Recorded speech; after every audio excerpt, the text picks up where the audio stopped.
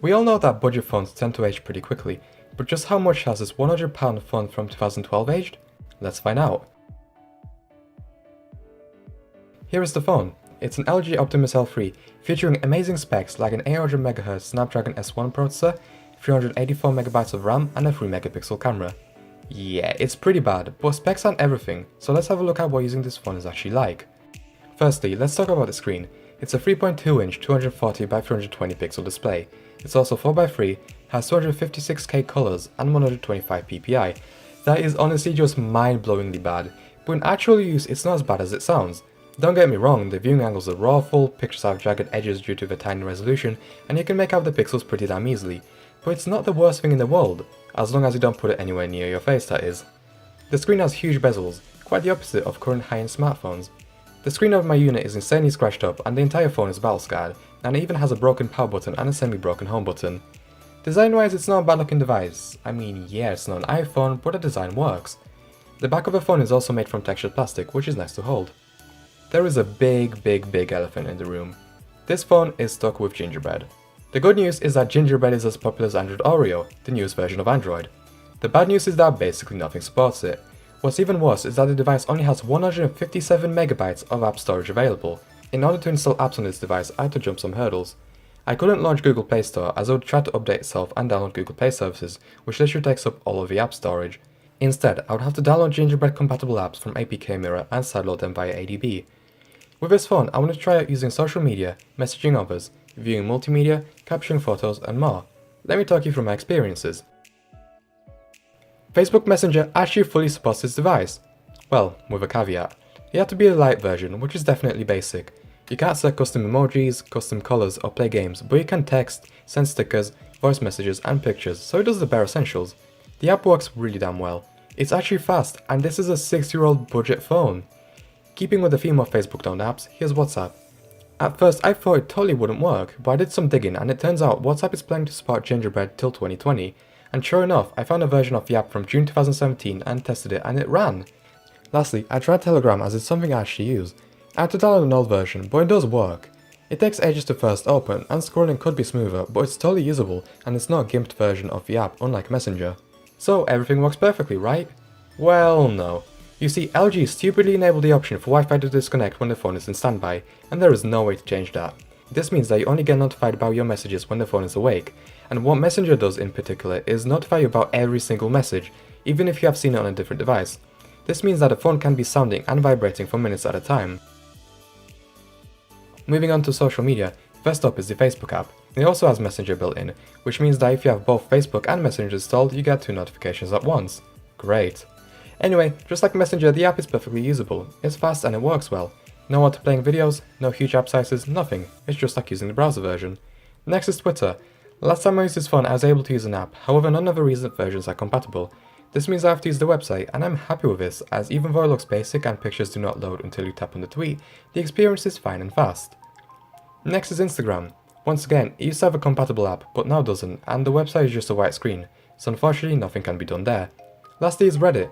None of the clients I looked at are compatible with Gingerbread, so I resorted to the mobile site. It's pretty damn slow and barely usable. It really is a test of patience. It's also got a lot of ads for the mobile app, which of course isn't compatible and also doesn't let me log in. Next is multimedia, and let's get this out of the way, Spotify doesn't work.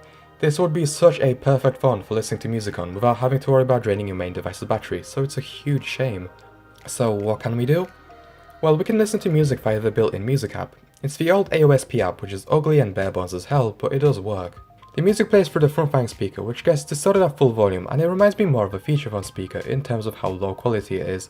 The only decent thing about it is that it does have good treble, as you would expect from a speaker that's supposed to be used for phone calls.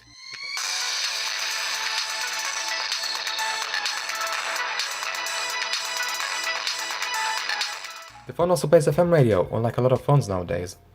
You can also watch videos on the device. The YouTube app worked twice when I used this phone, but now it's throwing an error at me. The website works perfectly though. Obviously the videos aren't in HD and there are black bars due to the screen being 4x3, but it works. The camera on the L3 is plain dreadful, and it is honestly the worst thing about this phone. When you launch the camera, you have to wait for the app to load and then for the camera to prepare. Then, once the camera is up and ready to go, you can see that it only shoots in 3MP for pictures and 640x480 for video. The viewfinder has a low shutter speed when you're indoors and doesn't have many features apart from some shooting modes and exposure control.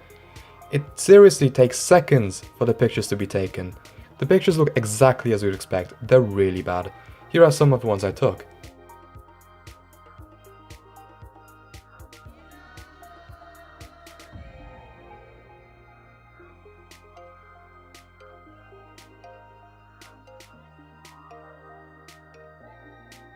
The picture's also in kilobytes and not megabytes. They're so small in fact, you could fit 4 photos onto a floppy disk. Moving on to video, the phone manages to do even worse. There is no detail in the video whatsoever, you can barely make anything out. Overall, I would stay clear from using the camera unless you absolutely have to. So let's talk about the general performance of the phone. Loading big apps like Telegram takes a few seconds, but loading apps that were optimized for the OS is on par with modern budget smartphones. You can also multitask.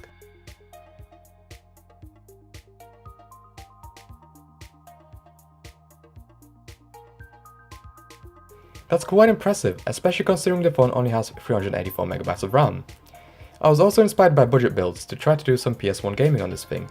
The games run around half speed, which while pretty good for an old budget phone, it does mean that the games aren't really playable. What also doesn't help are the touchscreen controls. They're bad on every smartphone, but here the screen is so small that the right button and the square overlap, and sometimes the right button doesn't even get registered. The control layout is also broken for me, so I can't adjust the size of a placement sadly. Also, unless you use an SD card, you're going to have a problem trying to fit multiple games onto the phone as it only has 1GB of media storage. It's not all bad though. Because of a low resolution and the 4x3 display, PS1 games actually look good on the device, and they look sharper than they would on a higher resolution display thanks to the games being close to or native res. Finally, let me quickly end off the video with some things worth mentioning. Firstly, the device has no ambient light sensor or brightness slider within the notification panel, meaning you have to go into the settings every time you want to change the brightness. There is pre-installed bloatware on my unit from L2, as well as having apps that no longer exist, such as Google Talk. Budget Build's official lied about being able to get Lollipop on this device. Now, the best version of Android that actually exists for this phone is Pure OS based on Android 5. That's right, someone got Android 5 running on this phone. Within his video, he was actually running a skin version of Gingerbread. The latest Android version you can unofficially get on this device is Ice Cream Sandwich, which I personally wasn't able to get as I'm unable to run my L3 due to its security patches. Tapping on the device can be quite a pain as the screen is really small, but I think with enough practice you can get used to it. Let's answer the question, is this 6-year-old budget smartphone still usable? Sure, there is a problem though, and that's just how limited you are with what you can do. For example, you could totally use this as a dirt cheap backup device for texting people if your main phone were to bite the dust, but then you're also not able to receive messages unless you turn the phone on. For anything else though, this phone really needs more storage and Android 4.1 Plus, but then would this phone even be able to handle such a new version of Android? Would there be enough RAM? We'll never know, but I think we can guess what the answer would be. It's amazing how much you're getting for £16 nowadays, definitely, but whether it's worth it is up to you.